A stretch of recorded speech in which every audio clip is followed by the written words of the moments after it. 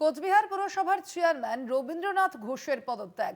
Chairman হিসেবে পদত্যাগ করলেন প্রাক্তন মন্ত্রী। 2022 সালে পুরো ভোটে জিতে চেয়ারম্যান হন রবীন্দ্রনাথ।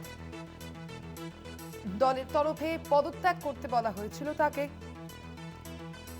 রবীন্দ্রনাথ ঘোষকে কোচবিহারের রাজনীতিতে বড়সড় পরিবর্তন। বর্ষিয়ান রাজনীতির পদত্যাগে কোচবিহারের রাজনীতিতে নতুন সমীকরণের জল্পনা।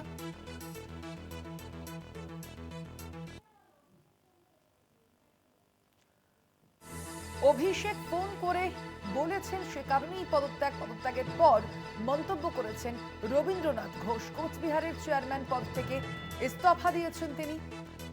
কোচবিহারের পুরসভার চেয়ারম্যান ছিলেন তিনি, সেই পদ থেকেই রবীন্দ্রনাথ ঘোষের পদত্যাগ। এ বিষয়ে কি বলেছেন তিনি শোনাবো।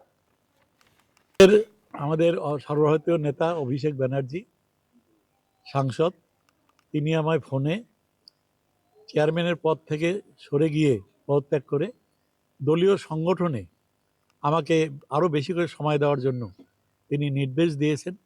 তার নির্দেশ শিরোধার্য করে আমি সংগঠনের লোক, সংগঠনকে আরও শক্তিশালী করার জন্য যাতে কুচবিহার থেকে 9টা সিট আমরা জিতে মমতা ব্যানার্জির হাতে তুলে দিতে পারি, দলের হাতে তুলে দিতে পারি, তার জন্য তিনি নির্দেশ দিয়েছেন। সেই নির্দেশ অনুযায়ী আমি পৌরসভার চেয়ারম্যান পদ থেকে পদত্যাগ করে আমি দলীয় সংগঠনের কাজে নিজেকে আমি নিয়োগ করেছি এবং আমি দলের অনুগত সৈনিক।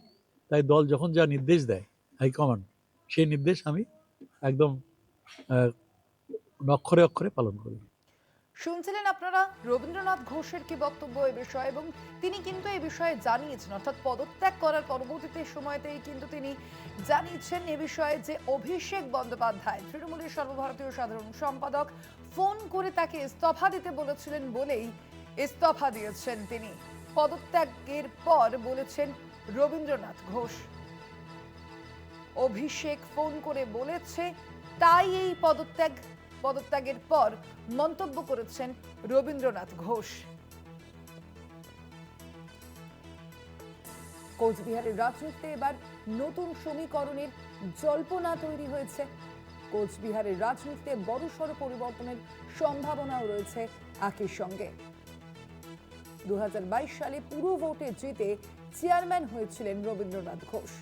দলের তরফে তাকে পদত্যাগ করতে বলা হয়েছিল বলে প্রাথমিকভাবেই আমরা জানিয়েছিলাম আপনাদের। আর এবার রবীন্দ্রনাথ ঘোষ যে বক্তব্য রেখেছেন পদত্যাগের পর, কিন্তু তিনি জানিয়েছেন অভিষেক বন্দ্যোপাধ্যায় তাকে ফোন করে বলেছিলেন যে পদত্যাগ করতে, এবং সেই কারণেই এই পদত্যাগ তার, অর্থাৎ অভিষেকের ইচ্ছেতেই পদত্যাগ করেছেন তিনি, মন্তব্য করেছেন রবীন্দ্রনাথ ঘোষ। অভিষেক ফোন করে বলেছে তাই এই পদত্যাগ বলে জানিয়েছেন রবীন্দ্রনাথ ঘোষ।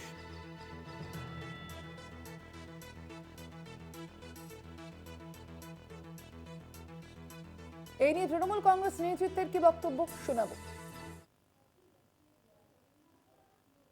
বাবু দলের যোগ্যতম সৈনিক হিসেবে তার দায়িত্ব পালন করছে। দল যখন যা নির্দেশ দিচ্ছে, দায়িত্ব দিচ্ছে, তিনি যথাযথভাবে পালন করছেন এবং দলকে সুসংগঠিত করতে তিনি অগ্রণী ভূমিকা পালন করছেন। তো স্বাভাবিকভাবে এটা নিয়ে যারা ভিন্নতর মতামত দেওয়ার চেষ্টা করছে, বিশেষ করে বিজেপি, তাদের রাজনৈতিক দেউলিয়াপনার এটা পরিচয়। রবীন্দ্রনাথ ঘোষ দলের অত্যন্ত আস্থাভাজন এবং বিশ্বস্ত সৈনিক।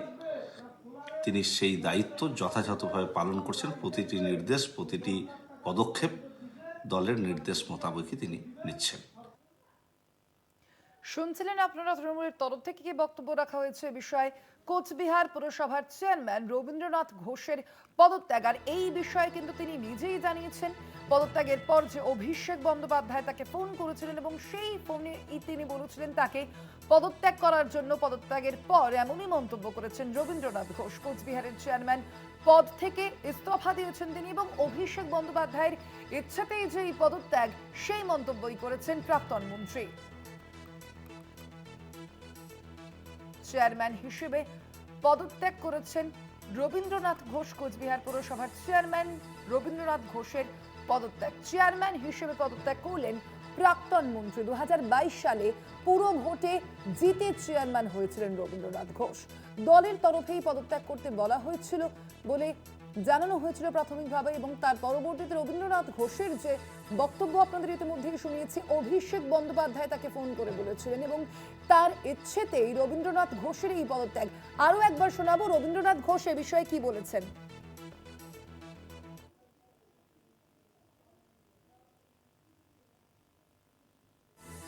অভিষেক বন্দ্যোপাধ্যায়ের ফোনের পরই এই পদত্যাগ রবীন্দ্রনাথ ঘোষের। আমরা বিষয়ে জানবো আরো বিস্তারিত। আমাদের সঙ্গে ফোন লাইনে রয়েছেন প্রতিনিধি চন্দন সেনগুপ্ত। চন্দন, ঠিক কি কারণে এই পদত্যাগ? অর্থাৎ অভিষেক বন্দ্যোপাধ্যায় যে তাকে ফোন করেছে এইটা তো তিনি জানালেন, কিন্তু কি কারণে তাকে এই পদত্যাগ করতে বলা হয়েছে? একেবারেই কিন্তু দীর্ঘ 2 মাস ধরে একটা জল্পনা চলছিল যে রবীন্দ্রনাথ ঘোষকে সরিয়ে অন্য কাউকে, তৃণমূলের অন্য কোনো কাউন্সিলরকে সেই চেয়ারম্যানের পদে বসানো হবে, কিন্তু সেই জল্পনা সেই সময় রবীন্দ্রনাথ ঘোষ তিনি কিন্তু পদত্যাগ করেননি। আজ তিনি সকালবেলায় তিনি কিন্তু সদর মহকুমা শাসকের দপ্তরে যান এবং তার কাছে তিনি কিন্তু ইস্তফাপত্র জমা দিয়েছেন। এরপর তিনি সাংবাদিকদের মুখোমুখি হয়ে জানান যে অভিষেক বন্দ্যোপাধ্যায়ের নির্দেশেই তিনি দলের থেকে দলের পৌরসভা যে চেয়ারম্যানের যে দায়িত্ব রয়েছে সেই দায়িত্ব থেকে তিনি সরে দাঁড়ালেন। কেননা অভিষেক বন্দ্যোপাধ্যায় তাকে ফোন করে জানিয়েছেন যে তাকে সাংগঠনিক কাজে আরো সময় দিতে হবে, দলকে আরো সাংগঠনিকভাবে শক্তিশালী করতে হবে এবং কোচবিহারে যাতে 9-9টি আসন কংগ্রেস জয়যুক্ত হতে পারে সেই বিষয়টি তাকে দেখতে হবে। এই দায়িত্ব পাওয়ার পরেই তিনি কিন্তু কার্যত অভিষেক বন্দ্যোপাধ্যায়ের নির্দেশে পৌরসভার যে চেয়ারম্যানের পদ আছে সেই পদ থেকে কিন্তু তিনি আজকে সকাল 9টার সময় তিনি জানিয়েছেন যে তিনি ইস্তফা দিয়েছেন এবং দলের নির্দেশে তিনি আগামী দিনে আরো বেশি করে সাংগঠনিক কাজে তিনি মন দেবেন এবং তিনি যেই দায়িত্ব দল তাকে দিচ্ছে সংগঠনকে শক্তিশালী করার জন্য সেই সমস্ত কাজ তিনি কিন্তু অক্ষরে অক্ষরে পালন করবেন। চন্দন, এই বিষয়ে জেলা তৃণমূল নেতৃত্বের কি বক্তব্য?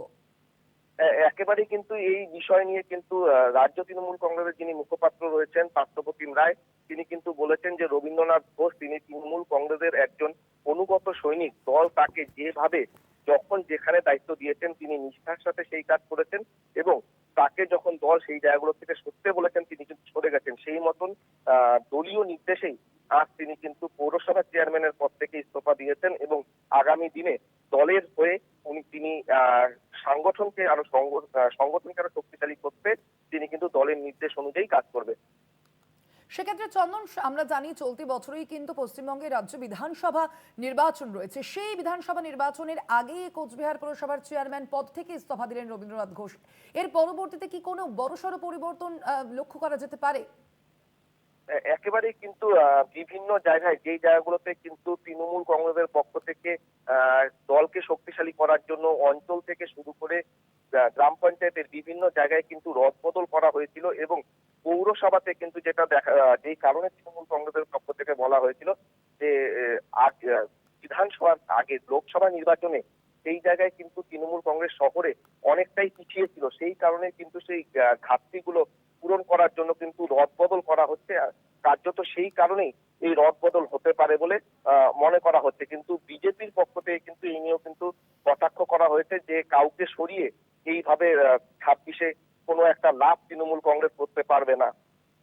চন্দন, এক্ষেত্রে কি কোথাও গিয়ে তৃণমূলের অভ্যন্তরীণ গোষ্ঠী দ্বন্দ্ব বা গোষ্ঠী কোন্দল কোনো কারণ হতে পারে পদত্যাগের পিছনে?